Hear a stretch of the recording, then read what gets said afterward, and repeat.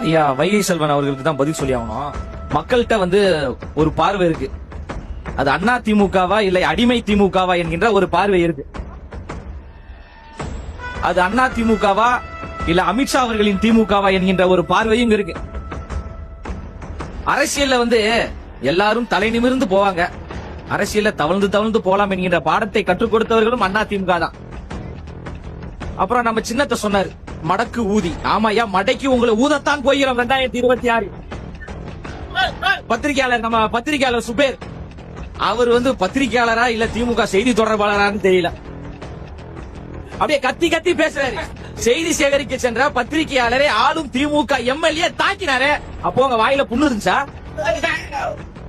அப்ப கேள்வி கேட்டீங்களா? பெண்களுக்கு பாதுகாப்பு நிறைந்த மாநிலமாக தமிழ்நாடு இருக்கு நீங்க சொல்றீங்களா? அண்ணா யூனிவர்சிட்டியில் படிக்க வந்த பெண்ணே பாலியல் ரீதியாக வன்புணர்வு செய்தது யாரு? ஆளும் திமுக கட்சியை சார்ந்தவர். அண்ணா நகரில் 10 வயது சிறுமியை பாலியல் வன்புணர்வு செய்தது யாரு? ஆளும் கட்சியை சார்ந்தவர்.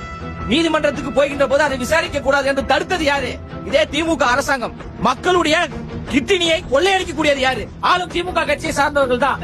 கனிம வளங்களை கொள்ளையடிப்பவர்கள் யாரு? ஆளும் திமுக கட்சியை சார்ந்தவர்கள் தான். மக்களை சந்திக்க அண்ணா சொல்றாரு, மக்களிடம் செல்லும் சொல்றாரு. மக்களிடம் போனா அண்ணா வழியில் நாங்கள் வருகிறோம் என்று சொல்லக்கூடிய போலி திமுக வாதிகள் 100 குண்டர்களை இறக்கி 4 மாத கர்ப்பிணியுடைய வயிற்றில் எட்டி மிதிக்கிறார்களே, அப்போது சுபீர் அவர்களுடைய வாய் எங்கே போனது? கண்டித்தீர்களா? 24 மணி நேரமும் தாவேகா தாவேகா தாவேகா என்று புலம்பிக் கொண்டிருக்கீங்க. உங்களை புலம்ப வைத்திருக்கிறார் அண்ணன் விஜய் அவர்கள். ஐயா ஸ்டாலின் அவர்கள் இன்னைக்கு சொல்லியிருக்காரு, ஆட்சியிலும் அதிகாரத்திலும் பங்கு கிடையாது, கூட்டணி ஆட்சிக்கு வாய்ப்பே கிடையாது. அண்ணா அவர் சொல்றாருல, வெக்கம் மானம் சூடு சொரணை தாவேக்காக்கு இருக்கிறதா என்று கேட்கிறார்ல, அதே தான் நான் அண்ணனிடம் கேட்கிறேன். வெக்கம் மானம் சூடு சொரணை ஏதாவது இருந்தா கேளுங்க.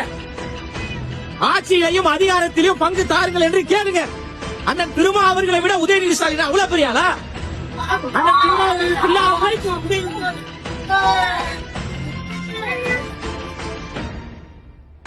சொல்றாரு அண்ணன் வீரன் தான் சொல்லி அவன் வேற என்ன பண்றது? அவர் நிறைய இடங்களை பதிவு பண்றாரு ஊடகங்கள்ல. திமுக என்பது கொள்கை கூட்டம், தாவேகாவிடம் கொள்கை இல்லை. திமுகவுடைய கொள்கை தான் விருதுநகர் மாநாட்டில் பார்த்தமே. பாட தார புடிச்சிட்டு தொங்குறான், கரும்ப கரும்ப களவாடிட்டு ஓடுறான்.